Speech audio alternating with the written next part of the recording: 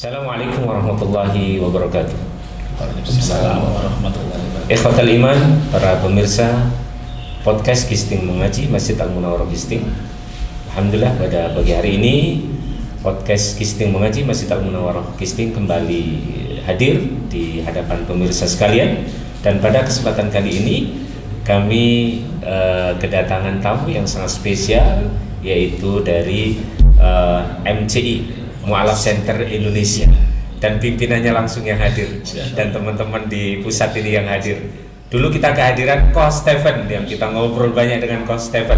Bahkan Coach Stephen sempat memberikan bantuan motor ke kita untuk operasional dakwah kepada para mu'alaf, dan kita kehadiran Mu'alaf Center Indonesia. Kita akan berbicara banyak terkait dengan Mu'alaf Center Indonesia. Masya Allah. Assalamualaikum Pak Henry. Waalaikumsalam warahmatullahi wabarakatuh. Selamat datang di Gisting. Alhamdulillah, senang hati saya bisa berdiri.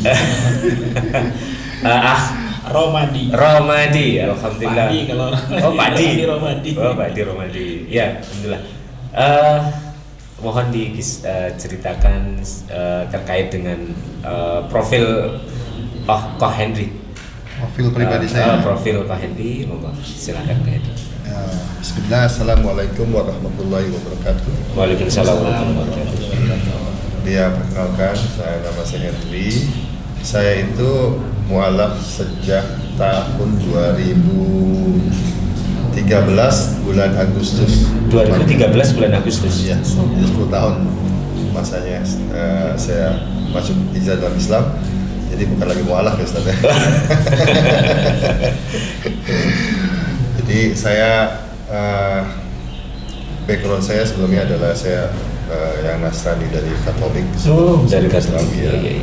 Kemudian akhirnya saya masuk dalam Islam di bulan itu. Ya, perjalanan singkatnya adalah yang dapat saya bagikan di podcast pagi ini adalah ketika saya harus berhadapan, Allah pertemukan saya ketika melihat mantan pacar saya ya. Mantan pacar saya jadi istri saya. Dia tuh dalam keadaan sholat gitu kan. Ya akhirnya di situ saya merasakan ada hal yang berbeda yang saya rasakan di hati saya. Gitu. Nah dari situlah triggernya saya mencari tahu apa perasaan itu gitu. Akhirnya pencarian selama 1 tahun. Saya akhirnya berujung pada pencarian saya tuh ketika saya harus membaca Al-Quran yang ada tarjimnya, terjemahnya. Ada terjemahnya. Nah, disitulah akhirnya saya merasa mungkin ini sudah keputusan saya harus masuk dalam Islam. Ya alhamdulillah ketika saya sampaikan kepada calon istri saya itu dan teman saya waktu itu, akhirnya mengantarkan saya kepada proses syahadat di Tangerang pada saat itu. Dan proses berjalan hingga akhirnya saya bertemu dengan guru-guru kita di Mu'alaf Center Indonesia, yang alhamdulillah saya banyak belajar dari guru-guru kita itu tentang bagaimana seharusnya menjadi masuk dalam Islam itu seperti apa. Dari awal saya itu dari awal bagaimana saya belajar tentang sholat gitu hal seperti itu. Kemudian bagaimana saya ketauhidan saya dibina oleh guru-guru kita gitu kan. Dan ya banyaklah tentang akhlak, kemudian muamalah dan lainnya yang bisa diajarkan gitu. Di sini menunjukkan betapa pentingnya Mu'alaf Center Indonesia. Kalau saya merasa sangat penting. Nah ini yang nanti kita terasa bagi kita ya, gitu loh. Akan kita perdalam terkait dengan pentingnya Mu'alaf Center Indonesia hadir untuk menyapa umat gitu ya. Terus Romadi. Monggo Romadi, kenalkan diri ke teman-teman kami di Tanggamus. Ya, bismillahirrahmanirrahim. Assalamualaikum warahmatullahi wabarakatuh. Waalaikumsalam warahmatullahi wabarakatuh. Perkenalkan, nama saya Romadi. Lahir di Ambarawa, Kabupaten Semarang. Semarang. Bukan Ambarawa Lampung. Kirain Ambarawa Pringsewu ya. Jadi lahir di Ambarawa, Kabupaten Semarang. 50 tahun lalu, hampir 50 tahun yang lalu. Qadarullah terus perantau. Dan qadarullah di tahun 2000, tepatnya sekitar 2009 kenal dengan Coach Stephen. Jadi kenal 2009, walaupun secara historis saya itu dari 2006 mengikuti website mu'alaf.com. Jadi mu'alaf.com juga ikut milisnya juga. Jadi kalau secara historisnya ya sedikit, bahkan dulu Coach Stephen tuh kalau ngumpul dengan teman-teman lagi ngumpul yang paling lama ini Pak D, yang paling lama yang terlibat jadi sebelum terbentuk seorang badan hukum ataupun sesudah. Jadi sedikit yang kami ketahui, mualaf center Indonesia ini terbagi dua. Kalau sejarah Nabi terbagi dua, fase Mekah, fase Madinah. Nah ini kalau mualaf center Indonesia itu fase sebelum berbadan hukum dan berbadan hukum. Mungkin sedikit kami informasikan. Sebelum berbadan hukum dimulai dari 2003. Kostif membuat milis. Bagaimana milis tentang persoalan-persoalan mualaf. Setelah milis kemudian beliau dengan teman-temannya bikin mualaf.com. Yang waktu itu salah satu yang saya kalau buka website untuk mengenal mualaf itu mualaf.com. Oh gitu. Mualaf.com. Kemudian tahun 2009 itu juga beliau bikin forum. Nah, qadarullah ketemunya tuh forum mualaf, qadarullah ketemu di sebuah forum diskusi karena latar belakang dari 2006 saya sendiri aktif di forum-forum diskusi, terutama bagaimana menghadapi para fobia Islam, orang-orang yang memusuhi Islam. Qadarullah karena sebelumnya sangat tertarik bagaimana nih ladang dakwah luar biasa, terutama menghadapi misionaris dan penghujat Islam. Ini ketertarikan saya dari tahun 97. Jadi pertama kali kenal internet, pertama kali saya cari masalah-masalah diskusi masalah keagamaan, karena juga sebagai bagian proses bagaimana dulu waktu masa-masa pencarian jati diri, walaupun lahir dari keluarga Muslim, tapi kadang pertanyaan apa benar Islam itu agama benar? Jadi pernah bertanya yang sangat serius, akhirnya juga belajar, cari tahu dari informasi dari berbagai sumber, bahkan bertanya-tanya. Nah, qadarullah alhamdulillah tahun 97 itu dipertemukan dengan beberapa mantan misionaris, ahli-ahli yang mereka mengakui itu. Maka begitu di internet pertama kali yang saya cari adalah kajian-kajian nilai agama dan melanjutkan aktif di forum-forum diskusi. Ini juga proses selain kemarin sebelumnya belajar, tapi juga proses penempaan diri, bagaimana untuk semakin penempaan tentang mengenal Islam, mengenal Islam dari sudut orang Islam dan mengenal Islam bukan kepada orang dari juga sudut pandang orang-orang yang benci terus. Jadi melihat sudut pandang dari berbagai sisi, akhirnya bagaimana menghadapi orang-orang yang benci. Bahkan 2006 itu melihat bagaimana serangan internet yang luar biasa, bahkan ada sebuah forum sebuah web forum diskusi yang misi utamanya bagaimana memurtadkan umat Islam, memusnahkan Islam dari muka bumi. Yang itu dulu terkenal tahun 2000-an itu adalah Faith Freedom. Nah, Faith Freedom itu ada internasional, ada Indonesia. Nah, saya aktif di forum-forum diskusi tersebut, dan di forum tersebut qadarullah menjadi salah satu admin dan ketemulah Coach Stephen.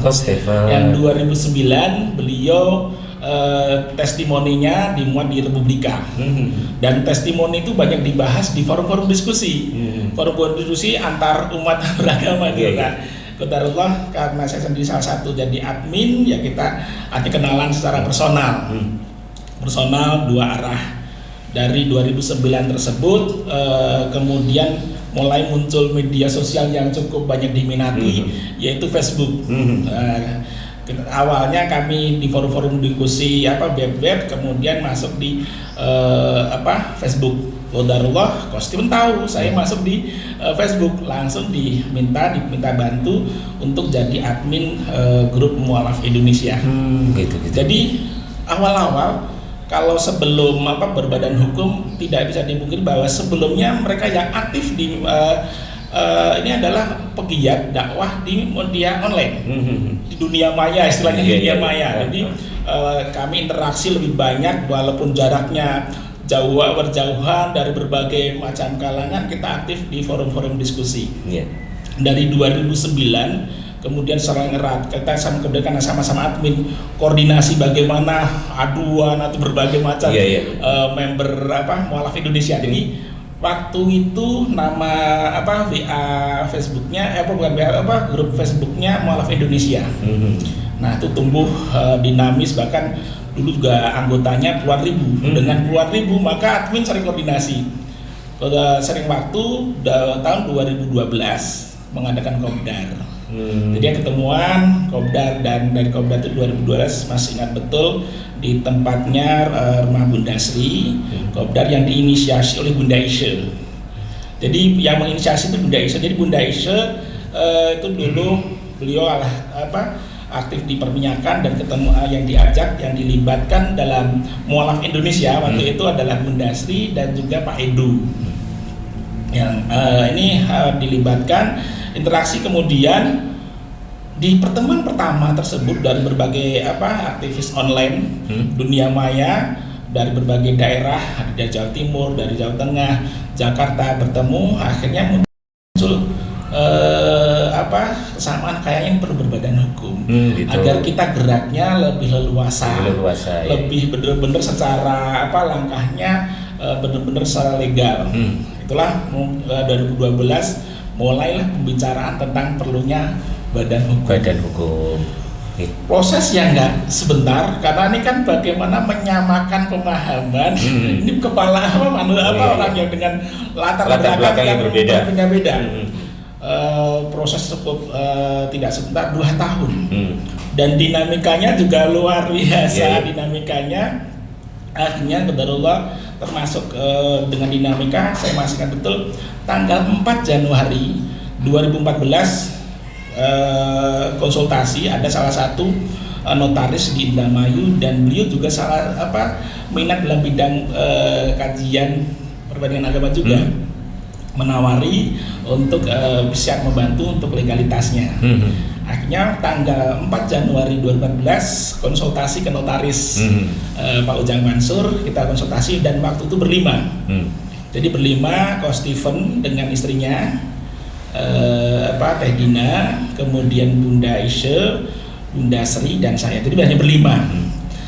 Berlima konsultasi bagaimana tentang undang-undang yayasan. Kita mengenalikan, sebelumnya kita bahas tentang pendirian itu secara orang awam hukum. Tapi begitu dijelaskan bagaimana bahwa yayasan itu secara yang punya kedaulatan, yang punya kewenangan mutlak adalah pembina. Dan dijelaskan. Nah, ini saya juga alhamdulillah dapat pemahaman bagaimana secara legalitas, secara hukum tentang yayasan. Nah, proses dari awal itu tanggal 11 ingat betul Ko Henry, terus juga dulu Ko Hani, ada beberapa yang orang-orang baru, kita ngumpul tanggal 11 Januari hanya selang 1 minggu. Jadi 1 minggu ketemu. Nah, ini proses kemudian pembicaraan sekitar 9 bulan. Akhirnya tanggal dari proses panjang, dinamikanya juga luar biasa. Tanggal 9 September 2014 alhamdulillah legalitas mualaf center Indonesia itu tercatat resmi. Dan ini masya Allah, sebelum itu seingat saya, karena saya aktif di beberapa forum organisasi dan dulu juga dari 97. Sebelumnya itu seingat saya lembaga yang concern masalah mualaf, masalah pemuda, dan belum ada satupun nama mualaf center sepanjang ingatan saya. Ada Fakta, Arimatea, HBMI, ini nama-nama yang umum, jadi belum ada mualaf center. Tapi qadarullah setelah mualaf center Indonesia itu tanggal 9, dan qadarullah saya diamanahkan di dalam akta tersebut sebagai ketua pengawas.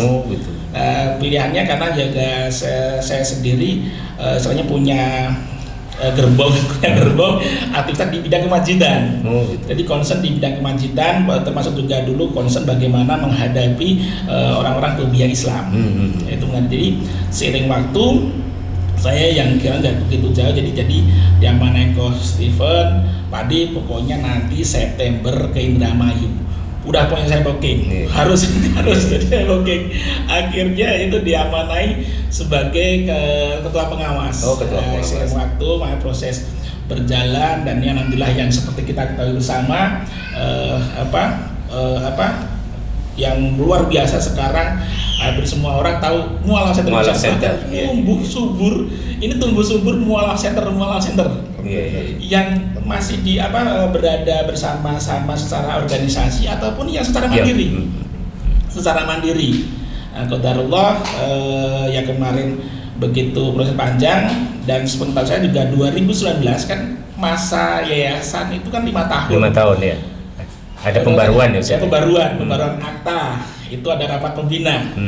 Dan hasil rapat pembina itu yang saya ketuanya Ko Steven, sekretarisnya Ko Henry. Oh gitu. Ini yang tidak banyak diketahui orang.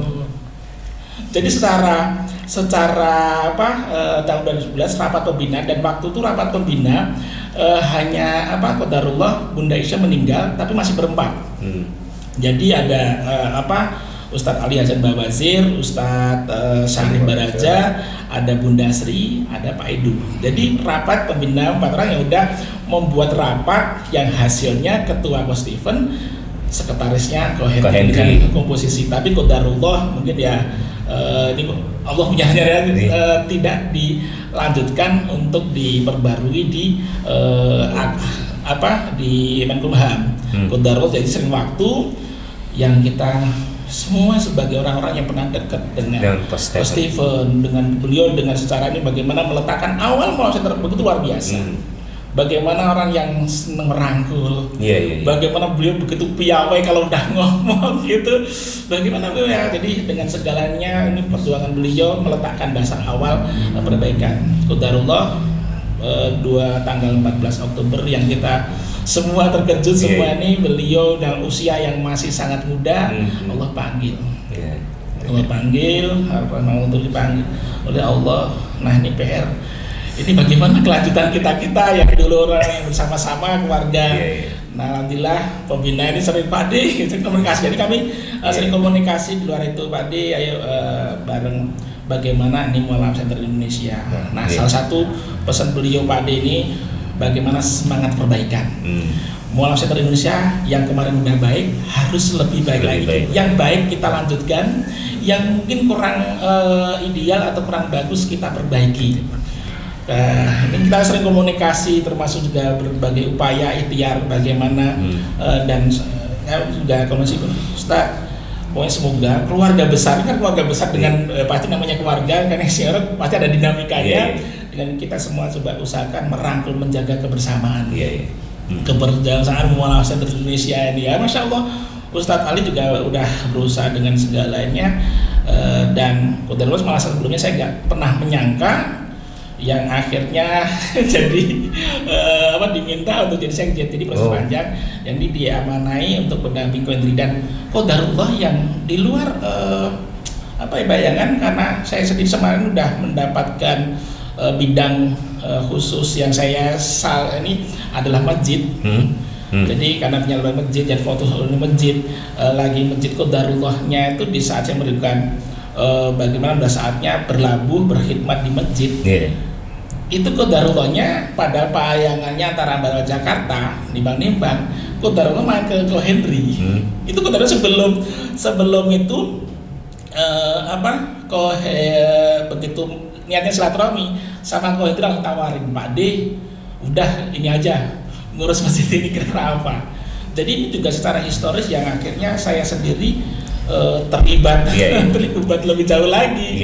Dan qadarullah mungkin gambaran bagaimana bersama, tapi prinsipnya kami di Mualaf Center Indonesia yang kepengurusan baru ini adalah kembali ke hitah perjuangan awal. Bagaimana Mualaf Center Indonesia dengan pendirinya 5 orang, bagaimana ini ada kepemimpinan yang kolektif kolegial, kemudian kebersamaan. Bagaimana kebersamaan, dan masih ingat betul dulu pertama kali pasca berbadan hukum pernah diadakan muktamar musyawarah di Darut Tauhid Bandung. Itu poin-poinnya memang bagaimana lebih memprioritaskan kepada mualaf, bagaimana pendampingan, pembinaan, dan juga banyak hal, karena memang luar biasa asiknya apa? Karena ya ini kan di perbatasan keimanan, bagaimana dengan segala kemungkinan dinamikanya mualaf itu luar biasa. Jadi memang perlu concern. Ini kembali ke hitah perjuangannya Mualaf Center Indonesia, dan insya Allah kita semangat perbaikan, termasuk untuk perbaikan agar secara ini nanti secara organisasi bagaimana Mualaf Center Indonesia menjadi lembaga yang insya Allah juga bisa secara organisasi karena badan hukum, maka berjalannya sesuai juga hukum negara. Tapi juga karena ini lembaga dakwah, maka harus sesuai syar'i. Nah, insya Allah ini kita ada guru-guru dan tambahan gurunya termasuk di rapat pembina Qadarullah juga. Rapat pembina yang dilaksanakan 22 Februari 2023 Qadarullah, saya juga jadi Qadarullah diminta terlibat, saya jadi saksi mata. Saksi mata bagaimana proses rapat pembina yang berjalan dengan baik. Berjalan dengan musyawarah yang sangat elegan, masing-masing pembina menyampaikan pendapatnya, argumennya untuk penentuan pengawas dan pengurus. Karena kalau ya di dana yayasan kan pengawas secara yayasan itu nggak ada batas waktunya. Masa jabatan pembina juga nggak ada batas waktunya. Tapi pengurus dan pengawas ada 5 tahun. Nanti proses ya dinamika bagaimana pembina, rapat pembina menentukan siapa yang penambahan pembina itu juga didiskusikan secara elegan, siapa pengawasnya, siapa pengurusnya. Tapi saya merasakan bahwa ini pernah mufakat dan ikhtiar bagaimana merangkul semua potensi yang ada. Jadi potensi yang ada itu coba rangkul bagaimana menjaga keluarga besar Mu'alaf Center Indonesia. Nanti jadi saksi. Rapat cukup elegan dan berjalan 1 jam 12 menit itu selesai. Jadi dan alhamdulillah terpilih waktu itu dengan segala dinamikanya. Bismillah ya, ini proses. Alhamdulillah pembaruan sudah dilaksanakan. Akte yang baru sudah terbit 23 Juni 2023. Dan kami Mu'alaf Center Indonesia sudah melaksanakan raker itu tanggal 15 sampai 17 Juni dan raker bagaimana nih mau kemana, bagaimana kita cuma seperti dulu arah perjuangan itu dimusyawarahkan arahnya kemana, tapi insya Allah bagaimana nih kita lebih mengupayakan membangun sistem yang lebih baik lagi termasuk juga di penataan, dan insya Allah mohon doanya akhir bulan besok kita akan mengadakan rakernas. Jadi mungkin semoga Allah memberikan kemudahan di dalam proses dakwah ini, dan memang kita merasakan bahwa dakwah begitu sangat luas ya, dan menghadapi problematika dakwah khusus terkait dengan para mu'alaf ini memang sangat kompleks. Ada yang mereka mengalami permasalahan tekanan dari keluarga, kemudian masalah ekonomi, Masya Allah sangat kompleks sekali. Maka kami berharap, saya sangat tertarik sekali bahwa ke depan ini juga pada teman-teman pemuda, ke depan ini di Masjid Al-Munawwarah ini harus juga mungkin kita adakan dialog antar umat beragama. Kita akan menawarkan keindahan Islam, fitrah Islam kepada teman-teman di luar Islam. Saya bersama teman-teman juga kami ada forum komunikasi umat beragama. Sehari kami seling bertemu. Nah, ini saya sangat tertarik bagaimana tadi disampaikan oleh Ustadz Bawazir bahwa Islam itu fitrah. Kita ingin men-trigger mereka gitu. Gitu. Semoga ke depan kami berharap semoga relasi MCI dengan spesifik Masjid Al-Munawwarah Gisting bisa semakin intens, bisa semakin baik. Ada program-program bersama yang bisa kita bangun. Di sini juga ada Lazismu, Lembaga Amil Zakat Muhammadiyah juga, yang semoga ke depan juga bisa mensupport ini. Artinya semua komponen dakwah ini bisa menyatu untuk bersama-sama menghidupkan program Mu'alaf Center khususnya di Tanggamus. Dan insya Allah ke depan kami berkeinginan mungkin untuk mengundang lagi nanti dari MCI ya. Dari MCI kami akan coba kumpulkan para mu'alaf yang sudah kami bina di sini untuk ya semoga Allah memberikan manfaat itu. Alhamdulillah. Terima kasih ke Ko Henry dan Pak Kanti. Pada hari ini, pagi ini telah hadir di podcast Gisting Mengaji. Semoga Allah menghadirkan manfaat kepada kita semuanya, dan semoga Allah menjadikan sisa umur kita yang kita tidak tahu karena antara batas kehidupan dan kematian sangat tipis. Semoga Allah senantiasa menjadikan kita orang-orang yang sebagai pembuka kebaikan. Amin. Aku qouli hada, astaghfirullahaladzim. Assalamualaikum warahmatullahi wabarakatuh. Waalaikumsalam warahmatullahi wabarakatuh.